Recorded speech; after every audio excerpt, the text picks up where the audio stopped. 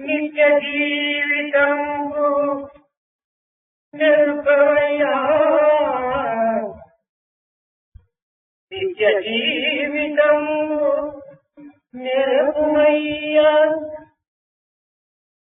తాను వర్తమరంజీ దైవ చింతన చేసి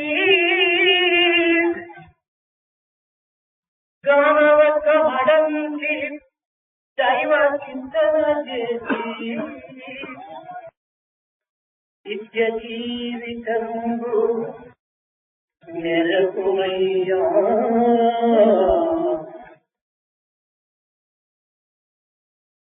By indulging in actions which are good, godly and noble, and performing sacrifices without any motive whatsoever, even as you are in this world, and by furthering the cause of love, and developing love, and cultivating it, and sustaining it, and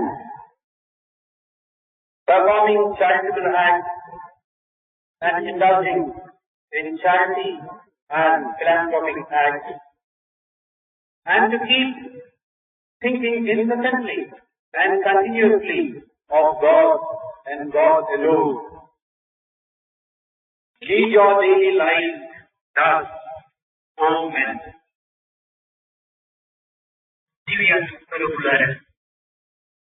Embodiment of the divine Atma. తనను తాను తెలుసుకోవటం కోసం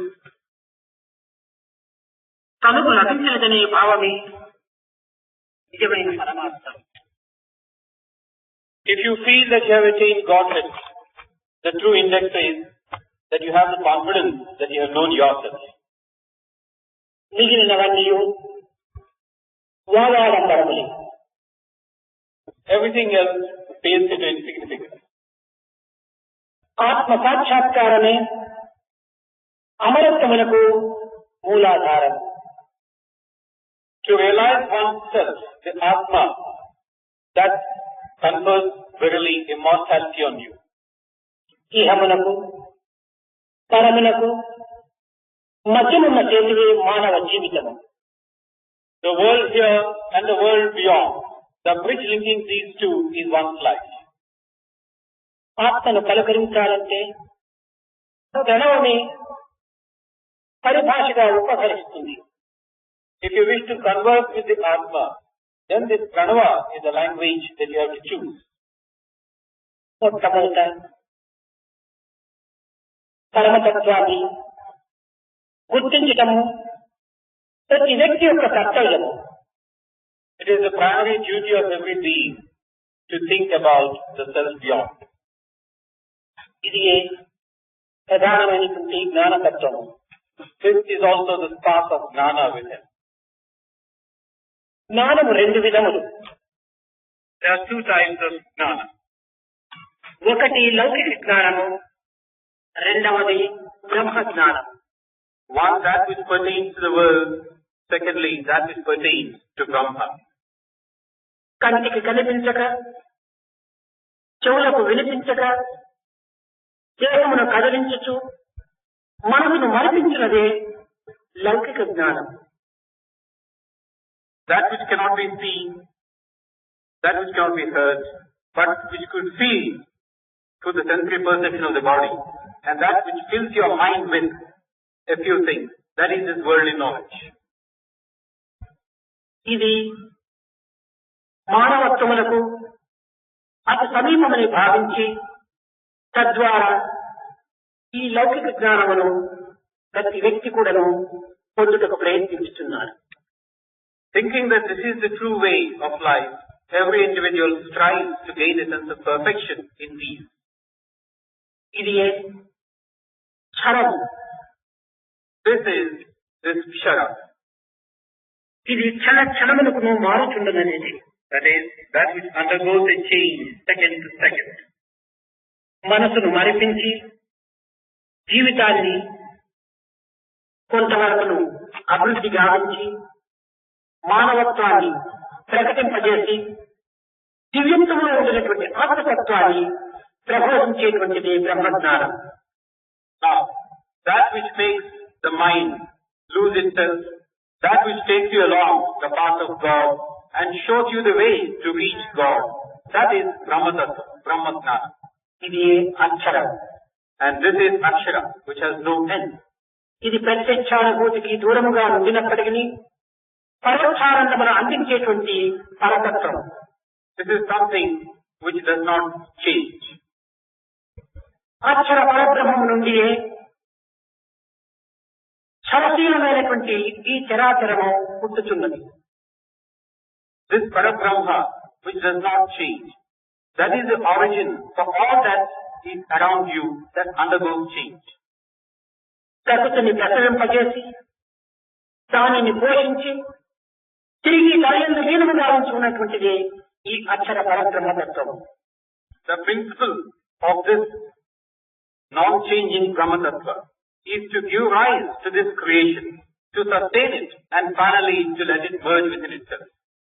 ఇట్టి పరతత్వాన్ని పొందడమే మానవుని ప్రధానమైనటువంటి కర్తవ్యం.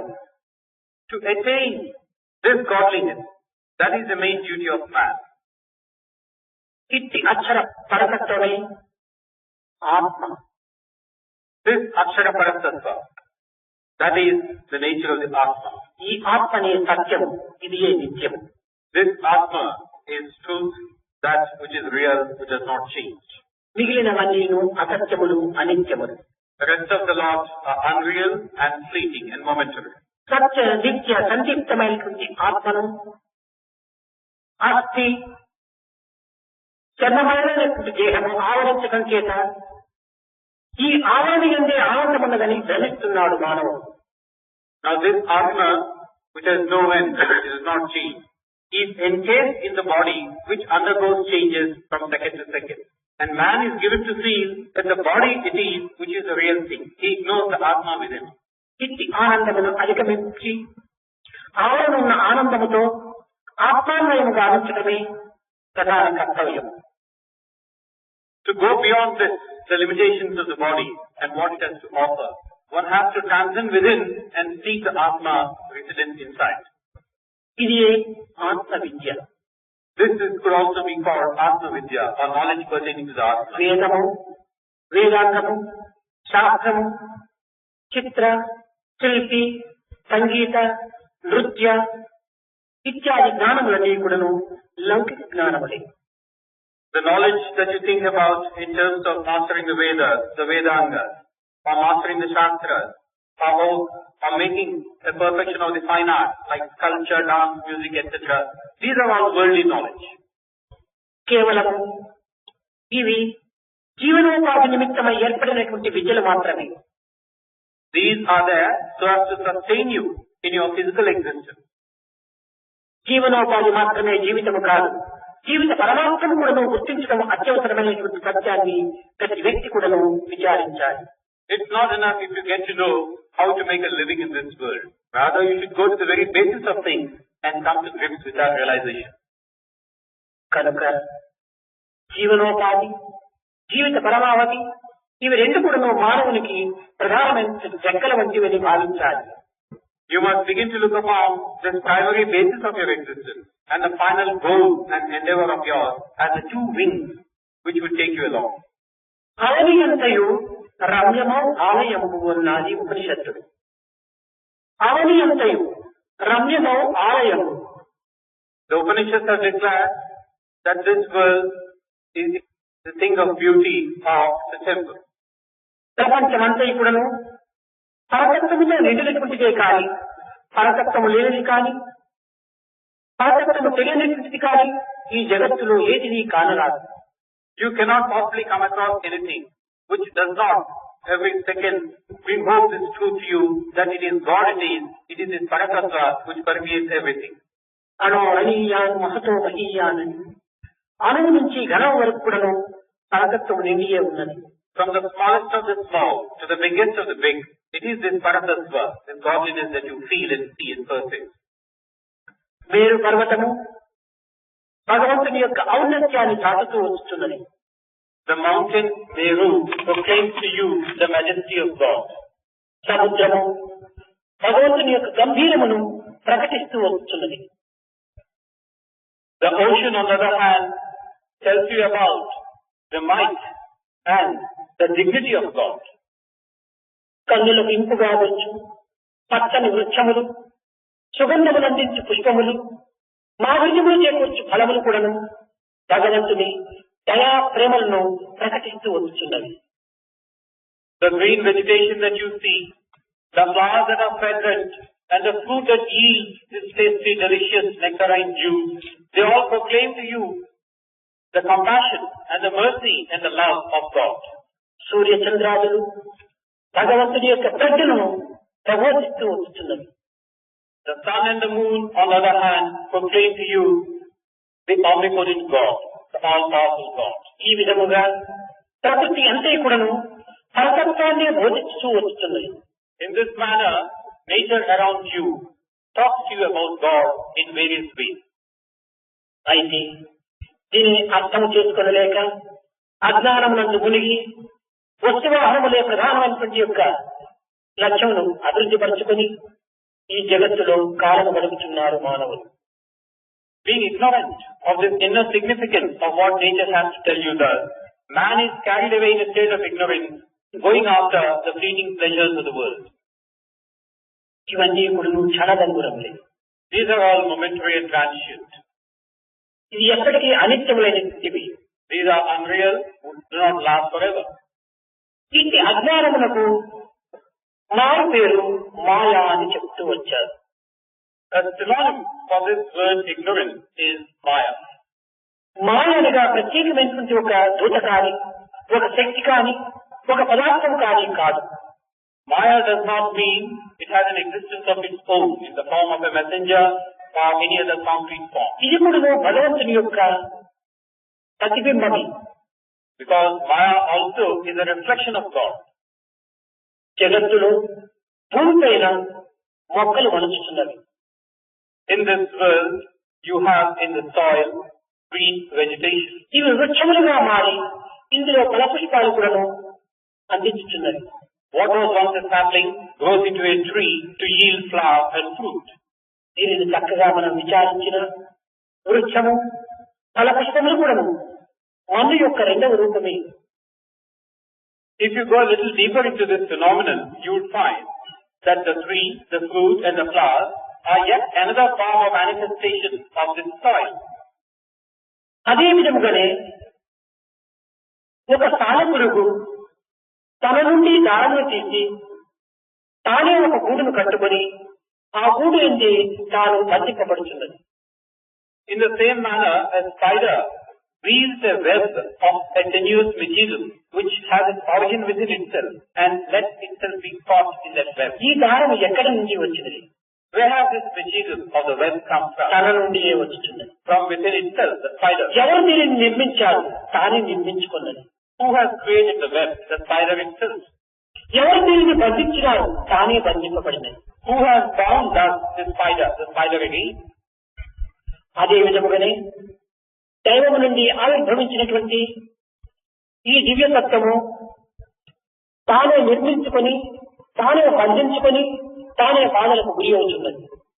In the same manner, that which has been born of God gives rise to itself in so many ways and finally leads itself into bondage. నిప్పు నుండి పుట్టినటువంటి నిముడు నిప్పునే కప్పివేయుచున్నది. Now that which is born of a burning fire, it tends to shield the very fire which has given origin to ఈ it. నిముడు ఎక్కడి నుంచి వచ్చినది? నిప్పు నుండే వచ్చినది. Where has this ash come from? It has come from the fire itself. నిప్పు నుండే వచ్చి నివృత్తి కప్పివేయటము దీని స్వభావం. Because it's the nature. It is born of fire, it covers the fire again. నీటి ఎందే పుట్టినటువంటి పాచి నీటినే కప్పివేయుచున్నది. Likewise, the moss that surfaces on the face of a pond of water కంటి ఎందు పుట్టినటువంటి పొర కనుదృష్టినే కప్పివేయుచున్నది.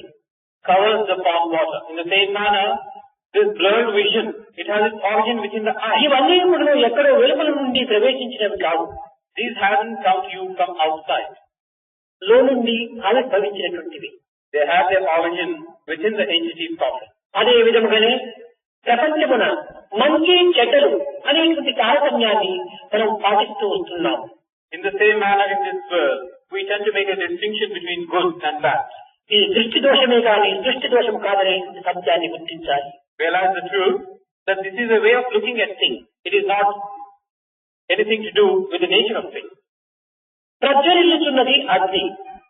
So what you see is fire. వాటి నుండి అగ్ని కణములు వెలువడుతున్నవి. And you see the sparks flying from the fire. వాటి నుండి వెలువడినటువంటి అగ్ని కణములు అగ్ని కంటే ప్రత్యేకించినటువంటివి కావు. Now these sparks are not anything distinct from the main fire as such. అగ్ని యొక్క గుణములు ఈ కణములు యందు కూడాను ఉన్నవి. All that you associate with the fire could also be found with these sparks of fire. అదే విధంగానే భగవంతుని నుండి ఆవిర్భవించినటువంటి జీవుల తత్వము భగవంతుని యొక్క గుణములతోనే కూడి ఉంటున్నవి.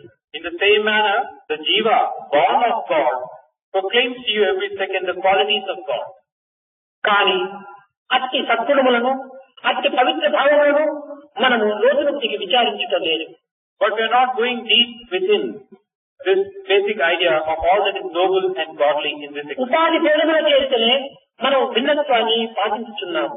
Because there is a difference in the basis of the, or so we think, we tend to మాయా అనేటువంటిది మానవులు బంధించినటువంటిది కాదు. Maya is something which does not bind man. గుణదోషముల చేతనే మాయ భిన్న రూపంలో ధరించుతున్నది. Because of our own shortcomings, this Maya takes a diverse form. శుద్ధ సత్వమే మాయా అనియు, That which is pure, that is Maya. రజోగుణమైనటువంటి యొక్క తత్వము అదే అవిద్య అనియు, Whereas this Rajoguna constitutes avidya, lack of knowledge. తమోగుణమైనటువంటి యొక్క దీని యొక్క గుణము తమస్సనియు, Whereas you have this Tamoguna, which is called Tamas. మాయ అజ్ఞాన తమస్సు అనేటువంటి భిన్న పేర్లు మాత్రమే కలవు కానీ ఇందులో ఉన్నటువంటి ఏకత్వమే. Now here we are trying to make a distinction between Maya, Ajnana, Tamas and the like. There is only a difference in name. All of them mean the same thing. శుద్ధ సత్వమైనటువంటి మాయ అందు ప్రతిబింబించేటువంటి ఆత్మనే ఈశ్వరుడనియు, This Maya which is inherently pure and the reflection therein is Ishvara.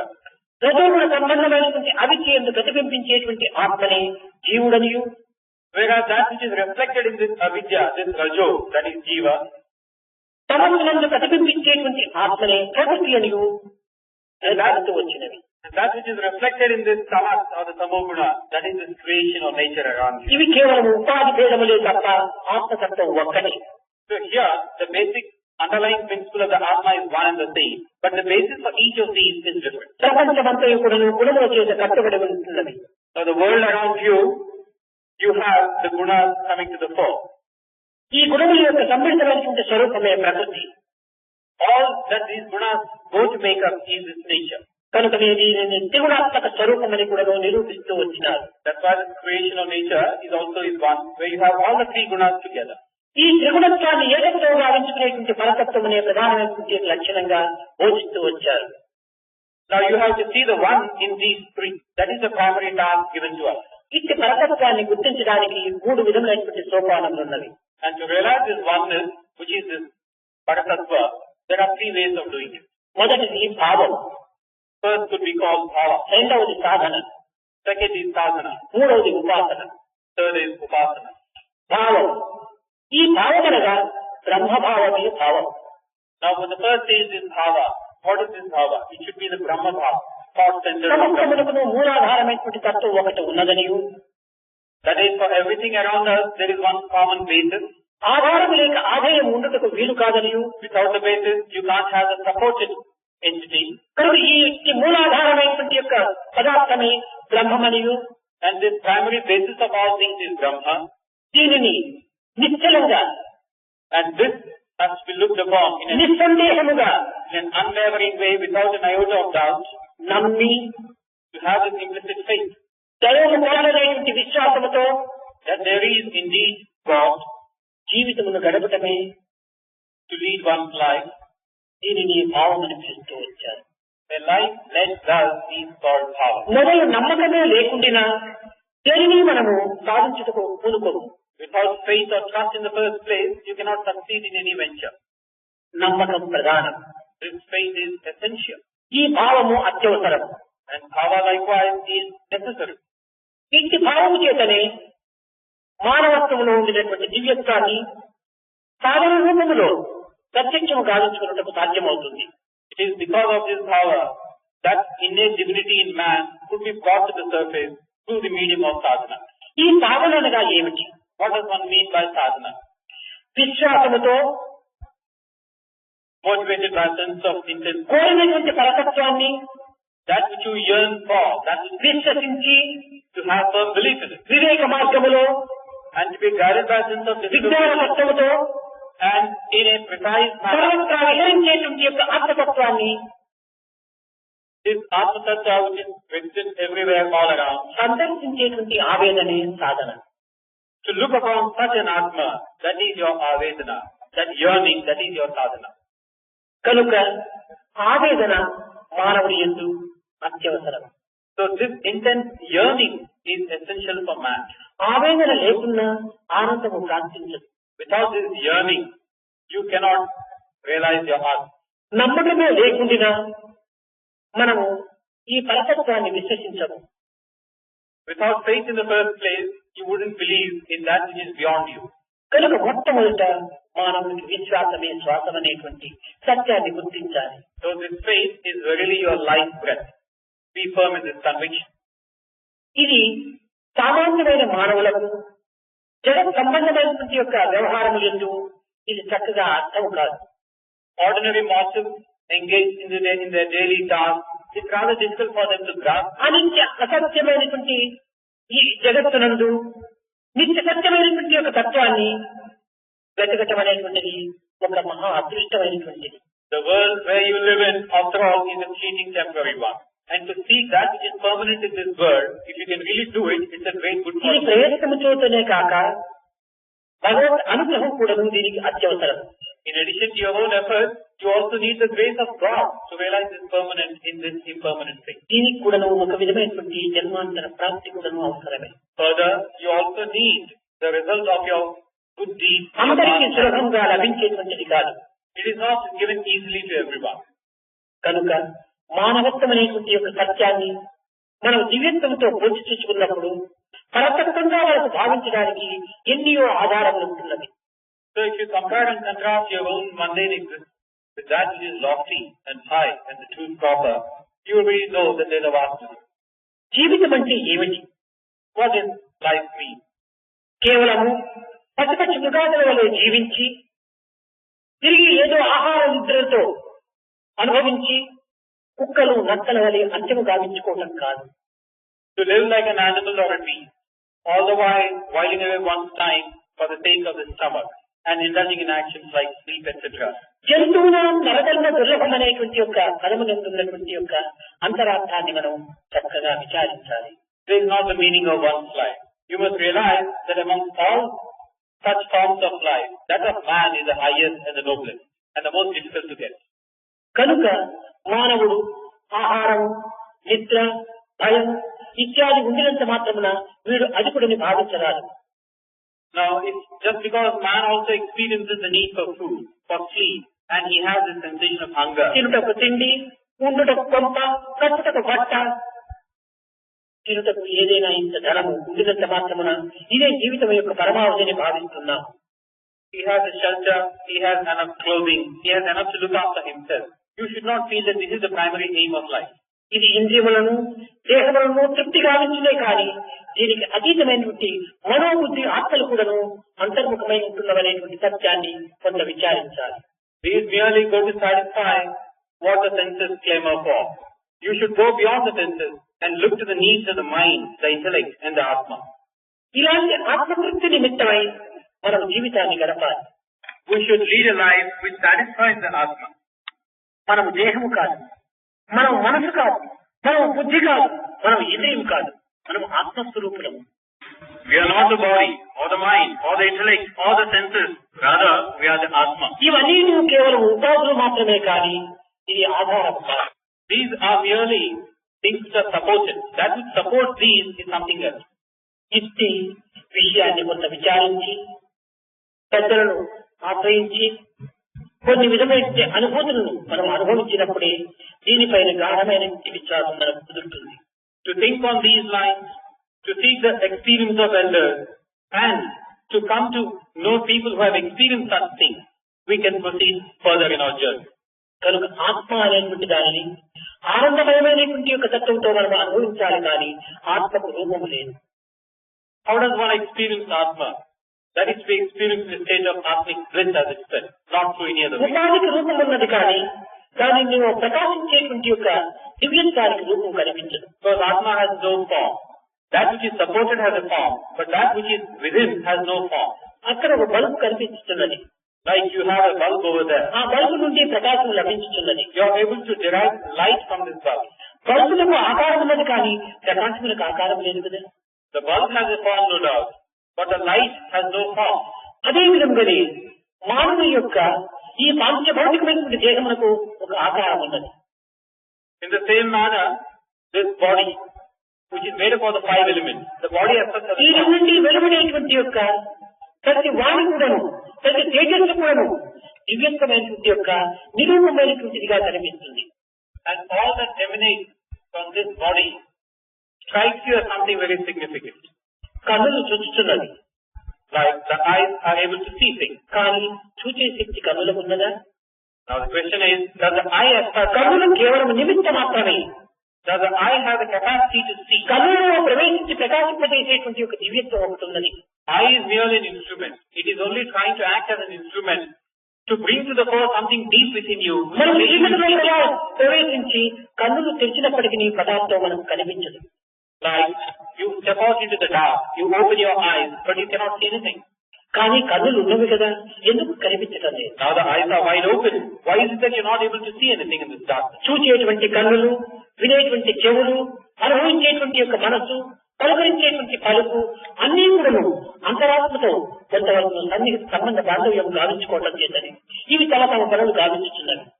The eyes that are there to see, the ears that are there to hear, the mind that is there to experience, and the tongue that is there to utter a word. These all have a link with the Atma within. That's why they are able to perform their function. ఇందులో ఒక అంతర్శక్తి సర్వత్రా వ్యాపించి తమ చేత పనులు చేయించుతున్నది. There is this inner power, inner strength, which makes these senses do what they are capable of doing. మరణించిన దేహంలో కన్నులు ఉన్నవి, చెవులు ఉన్నవి, నోరు ఉన్నవి, కానీ అవి చూచుచున్నవా, లేక వినుచున్నవా, లేక పలుకుచున్నవా?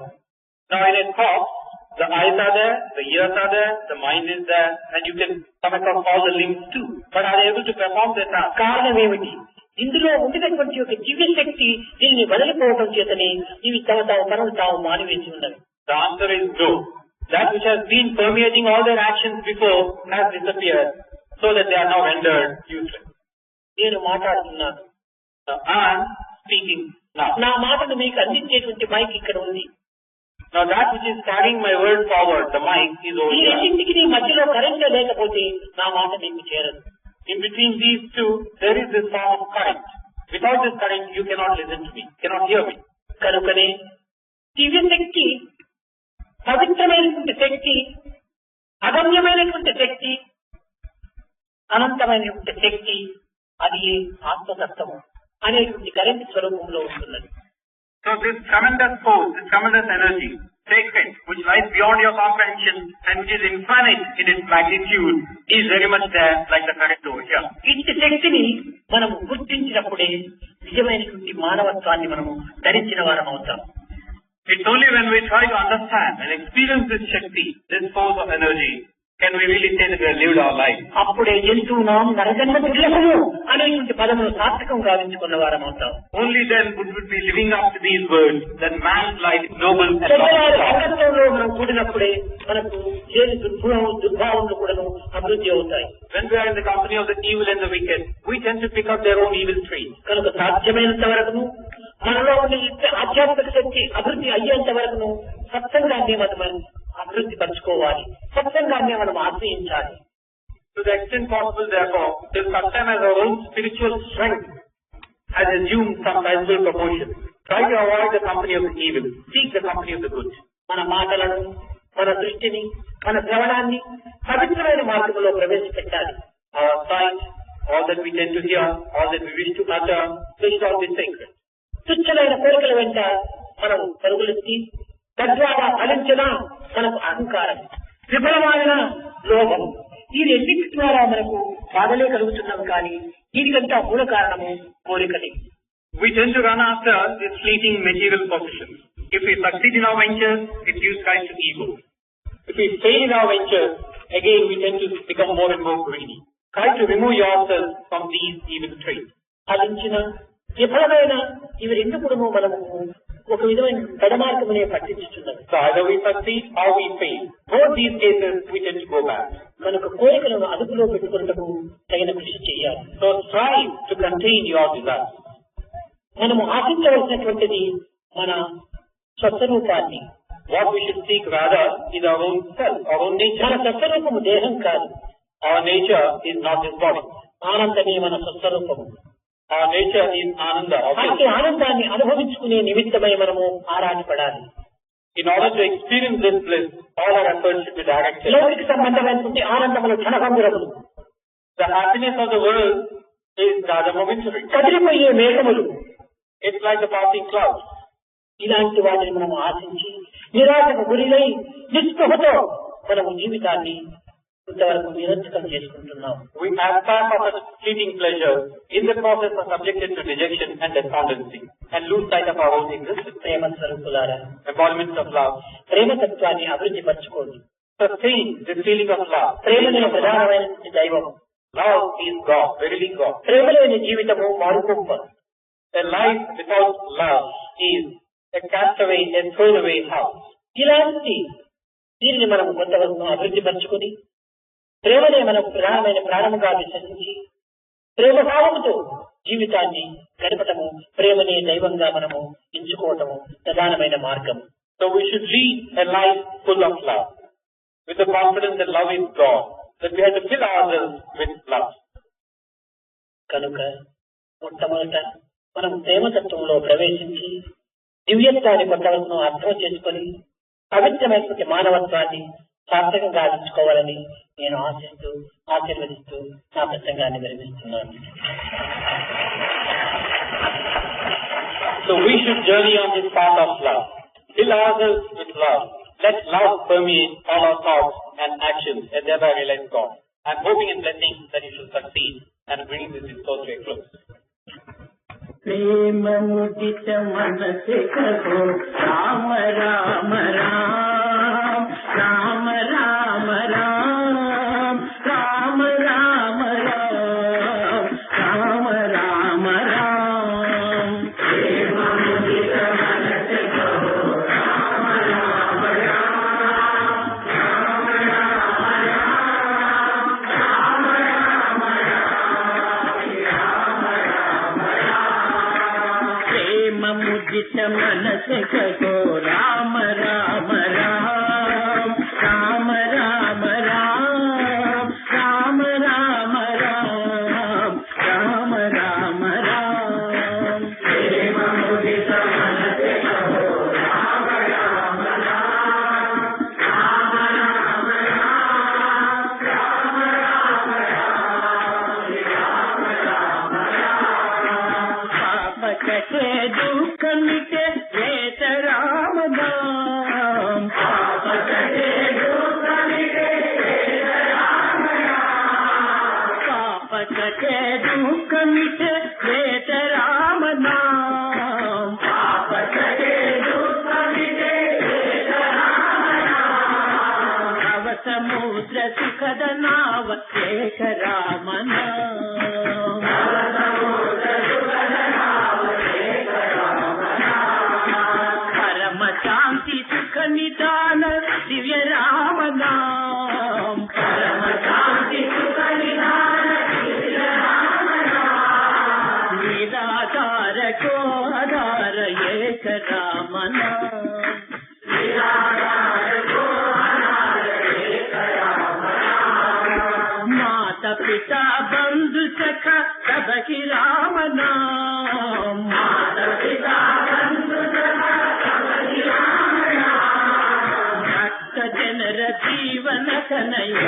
రామన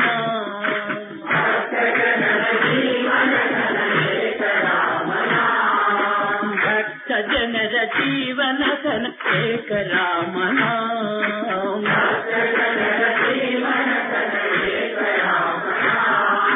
రామ రామ రామ రామ రామ రామ రామ రామ రామ శ్రీ రామ రామ రామ రామ రామ రామ రామ రామ రామ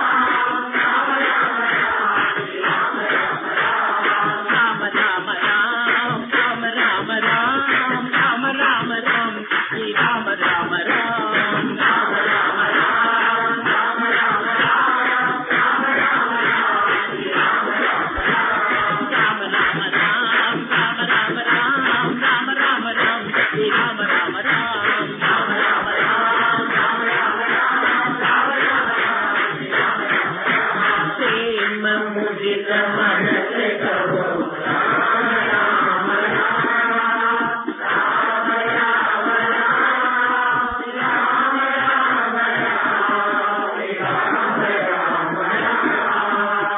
గంగ జటాధర గౌరీ శంకర గిరిజా మనరమణ